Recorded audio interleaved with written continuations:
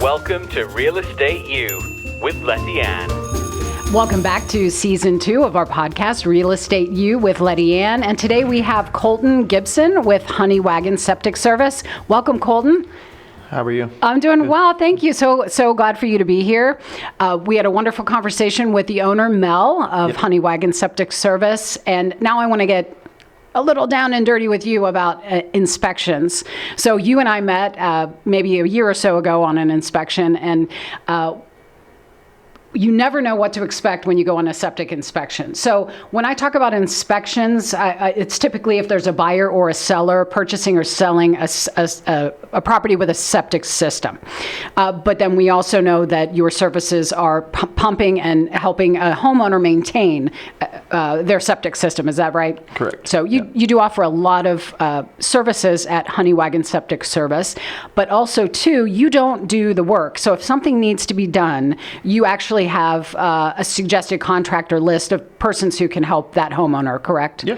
Awesome. Yeah. So again, I'm fascinated by the septic and how it works, but I think I'm more fascinated about never knowing what you're going to expect when I'm at a septic inspection. So the one we were at, it's funny, we couldn't find the tank. Well, I couldn't because I'm not septic savvy, but you guys were having a hard time finding the tank. So I just followed you around everywhere thinking like, oh, this is like private investigator work. Yeah. Where's the tank?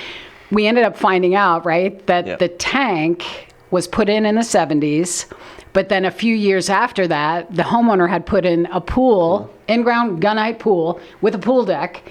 And then we found out that the tank was actually under the housing, it was crazy. Yep. It was absolutely crazy. So we're like, okay, we're not going to be able to inspect this today. We all left thinking, oh my word, we're going to have to rip out the pool deck. That didn't happen. What happened was you guys are so savvy that the little butt of the tank that was sticking out past the pool housing, you're like, all we'll do, we'll go back in there. We'll have somebody cut a hole. We won't go to the lid because we can't get to it. Yep. And we'll cut. I mean, it was just genius. Like you just cut a hole in the tank and then you ended up pumping it.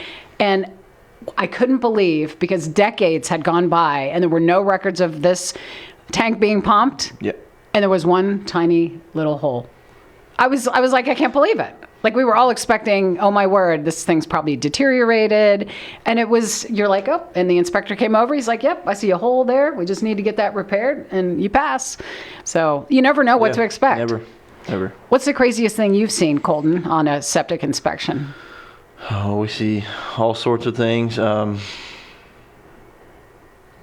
Just all the different things that people use as a tank. We had one that somebody used an old fuel tank, like what? As their septic tank? Yeah. Is that allowed?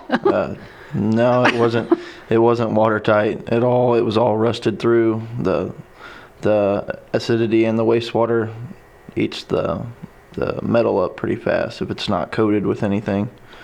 So what would prompt someone to say, hey, we've got a tank out back, let's throw it in the ground and use it as a septic system? I mean, would that be really old school, like decades old? Probably. Okay. You're not going to typically see something like that in the middle of a neighborhood. Mm-hmm. That's something where you'd see in a house that was, on a big farm property or something where they just wanted to do it themselves and save the money. Make do. Yeah, make do. And a lot of times that works for years and years, but it's not code and it's usually probably not very safe. So they'll probably have an issue when they go to sell the property because it'll be inspected and then there's a whole... Yeah. So when someone installs a system, isn't it required that a licensed inspector or they pull a permit and then they get everything done correctly, but still that is required. Yes. But still people go on their own accord and just try to... Yeah, and probably not so much anymore. Mm-hmm. I mean, I'm sure there's people out there there's always going to be that, but, more or less a lot of these things were done before there was a code. I see. So, they just did what they thought would work, and sometimes it does and sometimes it doesn't. Would you agree that often when people, their intentions are to save money, get by, it's ultimately going to cost them double or triple Because inevitably we're selling Yeah. people sell properties unless it's passed down from generation to generation. But then they're just passing that problem on. Yeah. Somebody's going to pay for it. Somebody's going to pay for it, right? For sure. So I have a question. Yeah. Lagoon, and are these all of the system types? A lagoon system, a mound system, and a tank. But do a lagoon and a mound system, which are two different types of systems, do they both require a tank? Yeah, we don't really see lagoons here where it would just come out of the house straight to the lagoon. Okay. What we see in this area is more of an evaporation pond, which your waste would come out of your house into a septic tank, and then it separates out, and only the clean water would go to your lagoon. Okay. And then with the wind and the sun and everything, lets that water evaporate. I see. And So is a lagoon and an evaporation pond two different things? yeah, they're designed the same. Okay. But an evaporation pond is a lot cleaner. It's going to get rid of the clean water where all your waste would stay in the tank. I see. So. Do both of those, the evaporation and the lagoon, require a fence? Is that Yes. code? Yes. Must have a Yes. fence. Yes. Yeah, that makes sense. Typically- Don't want to go tripping in there.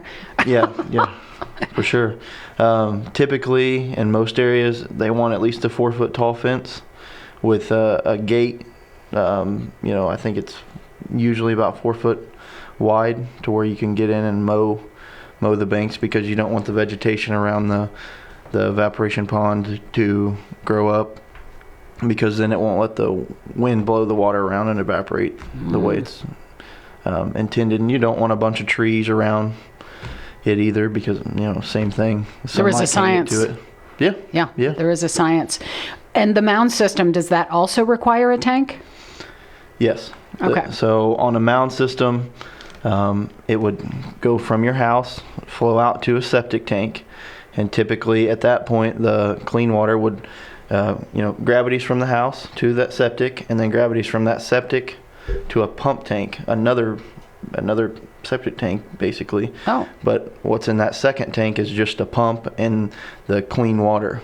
And so then once the water level reaches a certain point, the float kicks the pump on and it pushes it to the mound system. If someone's installing a system, how do you decide, or who decides this is going to be a lagoon, or we're going to need to go mound system on this one? Or when are those required? Because really most homes, maybe it's acreage, is what I'm guessing, but most residents with septic tanks on a septic system only have the tank. So what would prompt someone to have a mound system or a lagoon? Like in Johnson County, it would be the county inspectors. They would, like if you're building a new home, you're going to have your tank for sure, because that's going to catch all your solids. But as far as laterals, whether it be a pipe and gravel lateral field or a mound system or a lagoon, it kind of depends on what your soil will do. They'll have a percolation test. Whatever installer you pick would come out with their equipment and dig. The inspector's going to pick a couple spots where they could potentially put a lateral field on the property, and once they dig the holes, they're going to take their samples and take them back and see what the dirt will actually do, and then go from there. So it's all based on the soil. Yeah. And its absorption rate, I'm Yeah. guessing. Yeah. So if it's poor soil, poor absorption, another system might be required. You're probably going to have a mound there, or you don't see many mounds on the Kansas side. Missouri side, or Kansas side, you'll see the mounds more. Missouri side, you'll see more lagoons or evaporation Why ponds. is that? Not really sure I think the county just likes the lagoons. It's whoever's over here. dictating the install. On the Missouri side, there's a lot more property where they can kind of run the lagoon back where nobody really sees it. Gotcha. you know, and ultimately that's going to give you less problems, probably, other than you have to look at that. But So the mound, you think, is less problems, and then don't they typically have vents coming out of the mound? yeah, they have little valve boxes where Okay. you can kick the pump on and blow them out if they've got any junk build up in them, and that's typically part of a maintenance contract. There are some companies that do maintenance on them, clean the pumps, you know, check and make sure the mounds are blown out and clean and working properly. So, Is there a certain number of acreage or acres required? What's the acres to, this is just a rumor I've heard, something about the number of acres and the type of septic system. Is there anything valid with regard to that? not really. It's really just what they can get in on that site. Okay. I mean, if you have 3 acres, you probably have a lot more options, where if, you know, you literally have a little piece of property with your house on it and not much yard, you got to put in what you can. So the acreage, the number of acres doesn't matter. Not typically. I mean, you have more options once you have more acres. That's great. So we are live on Facebook, and my producer's telling me we have a question. Yeah, the question is, what's your favorite part of the job when dealing with septic tanks and services? What's your favorite part of the job? I'm just reiterating, when dealing with septic tanks and services. Yeah, I mean, What do you like the most? I like dealing with the people. I like educating people about what we do, and usually when you go to somebody's house, it's unfortunately a lot of times they're having an issue. So I like resolving that, or, you know, helping, you know, at least getting them started on fixing their issue. Kind of just letting them know what I see, and I try to do a little troubleshooting myself just to kind of ease their mind a little bit. Some of the areas we get into are pretty tight spots, and I like trying to maneuver the truck and figure out what, you know, best scenario. And I don't know, it's kind of my 2 favorite things to do. The pumper truck is cool, I have to say. I mean, Mel likes trucks, and I like trucks too, Mel.